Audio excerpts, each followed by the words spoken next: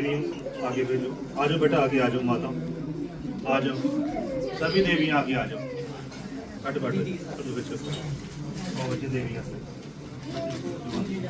आ जाओ, थोड़े से थोड़े पुत्र पीछे हो जाओ, थोड़े से पीछे हो जाओ, ये घबरा आ जाओ। नारियों में विश्व का भारतवर्ष गोमाता की, गंगा माता की, पृथ्वी माता की।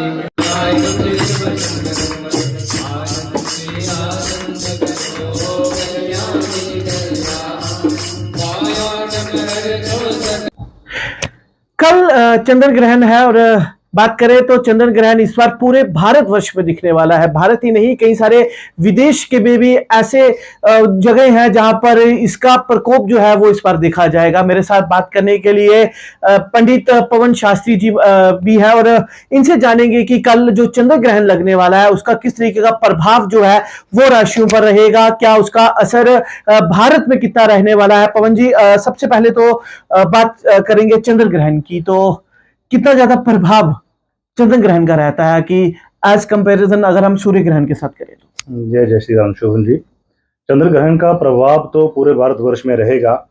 अब यहीं से जो है देख सकते हैं कि देखिए कितनी बड़ी ये खगोलिक एक घटना होती है, और जहाँ से हमारे सनातन जो शास्त्र है, सनातन जो हमारी जो इतिहास है उसका जो प्रकाशितता देखने को मिलती है कि देखिए हमारी जो पंचांग होती है उसने पूर्व में जो लिख दिया है कि इतने तारीख को, इतनी डेट को चंद्र ग्रहण लगेगा, और इस समय इतने बज के इतने मिनट इतने पल तक ये जहाँ पर दर्शित होगा और कितने पल पर समाप्त होगा।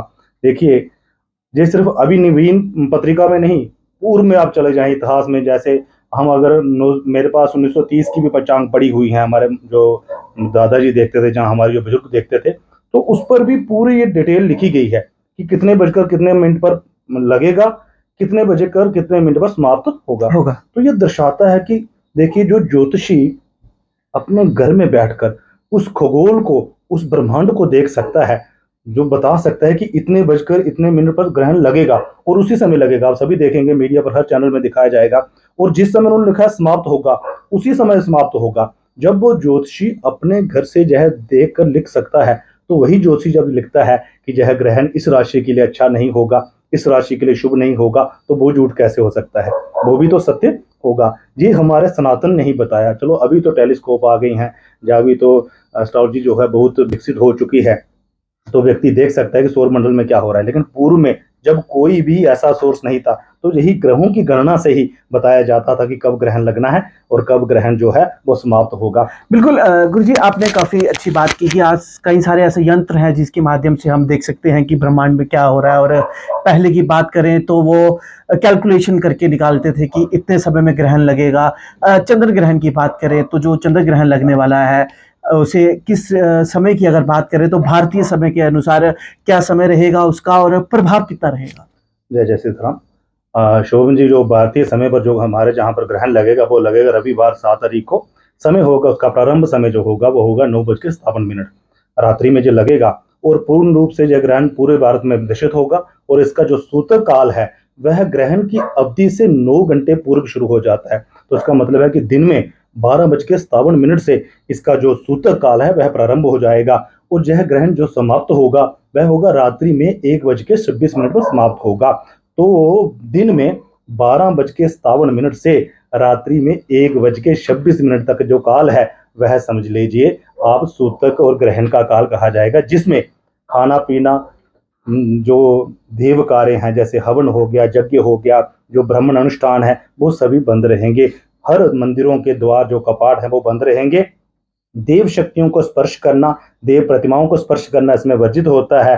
तो सूतक काल से लेकर ग्रहण काल की जो अवधि है, यह एक इसका जो प्रभाव हो वो एक जैसा ही गिना जाता है। कई लोग सोचते हैं कि सूतक काल का कोई विशेष महत्व नहीं है, उसमें हम भोजन भी कर सकते हैं या उसमें हम देव प्रतिमाओं को स्पर्श भी कर सकते। नहीं, सूतक काल का उतना ही शुद्ध, उतना ही सूतक काल को शुद्ध गिना जाता है जितना कि ग्रहण काल को गिना जाता है। बिल्कुल गुरुजी, राशियों की बात करें तो किस राशि में प्रभाव सबसे ज्यादा रहने वाला है और कौन कौन सी ऐसी राशि है जिसके लिए ग्रह को जो चंद्र ग्रहण है उसे शुभ भी माना जाएगा। देखिए शुभम जी, आपने बहुत अच्छा पूछा। देखिए, विशेष मैं बताऊँ आपको कि यह ग्रहण लगभग सभी राशियों के लिए खराब ही है। एकमात्र वृश्चिक राशि और धन राशि के लिए यह थोड़ा-सा शुभ है, बाकी समस्त राशियों के लिए यह ग्रहण इतना शुभ नहीं होगा। समस्त देखिए, शुभ नहीं होने का मतलब ये नहीं कि किसी का बहुत बुरा है। शुभ नहीं होने का मतलब है कि उन राशियों के जो जातक हैं, जो उन राशियों के जो व्यक्ति हैं, उनको विशेष पूजा, विशेष दान इस ग्रहण काल में करना चाहिए, ताकि जो दुष्प्रभाव, जो खगोलिक क्रिया का जो वातावरण में जो नेगेटिविटी जो बन जाती है, उससे बचा जा सके। तो विशेष करके मेष राशि, मैंने आपको कहा कि विशेष धन राशि और वृश्चिक राशि को छोड़कर बाकी सभी राशियों के लिए यह ग्रहण इतना श्रेष्ठ नहीं है। गुरुजी, बात करें तो महामृत्युंजय मंत्र का जप कितना ज़्यादा लाभदायक रहता है, खास तौर से जब ग्रहण खत्म होने वाला हो कि किताबों को पढ़ सकते हैं गीता या नहीं पढ़ सकते हैं। कई सारे ऐसे मान्यता है कि गीता को पढ़ें, कुछ लोग कहते हैं कि नहीं पढ़ें। कौन सी ऐसी उस समय ग्रहण के समय में कौन-कौन सी ऐसी चीज़ें जो हम कर सकते हैं? देखिए शोभन जी, मैं आपको बताना चाहूँगा कि कोई भी धर्म ग्रंथ जो है, जो आपकी पूजा अर्चना स्थान में रखा गया है, उसको स्पर्श मत करें, उसको स्पर्श नहीं करें। जो धर्म ग्रंथ आप ऐसे अध्ययन के लिए अगर चाहते हैं कि भई हम उसको पढ़ें, तो उसको हमें विशेष करके मालना स्पर्श करना, कई लोग सोचते हैं जप करें, मालना भी देव प्रतिमा के समान ही है, पवित्र है। आप बैठ कर ध्यान करें, मानसिक जप करें, मन में महामृत्युंजय का जप करें, बहुत उत्तम है। विशेष करके ग्रहण काल में दान का विशेष महत्व गिना गया है। दान भी जो वस्तु आपके राशि के अनुसार है, विशेष जैसे सभी राशियों वालों को विशेष करके चंद्र के संबंधित वस्तुओं का दान करना चाहिए, जैसे दूध हो गया, दही हो गया, जो सफ़ेद रंग की वस्तुएं होती हैं, आटा हो गया, चावल हो गया, चीनी हो गया, इन वस्तुओं का चंद्र ग्रहण में विशेष दान किया जाता है। और आपने कहा महामृत्युंजय जाप, तो मानसिक रूप से किसी भी देव शक्ति का आप जाप करें, किसी भी मंत्र का जाप करें, लेकिन विशेष करके देव प्रतिमा और वो पुस्तकें जो पूजा में रखी गई हैं, या जो पूजा स्थान पे जो जिनकी पूजा आप कर रहे हैं, उनको स्पर्श ना करें, वही श्रेष्ठ रहेगा। बिल्कुल, मेरे साथ पवन शास्त्री जी थे और मैं आपको बताऊं तो कल चंद्र ग्रहण जो है पूरे भारत में रहने वाला है। और जिस तरीके से शास्त्री जी ने भी बताया कि इस समय भगवान की प्रतिमाओं को स्पर्श ना करें, हो सके तो मानसिक ही जाप करें। और तमाम इस तरीके की और अपडेट्स के लिए जो ही जुड़े रहे। जम्मू कश्मीर लद्दाख के लिए कटरा से शुभम शर्मा।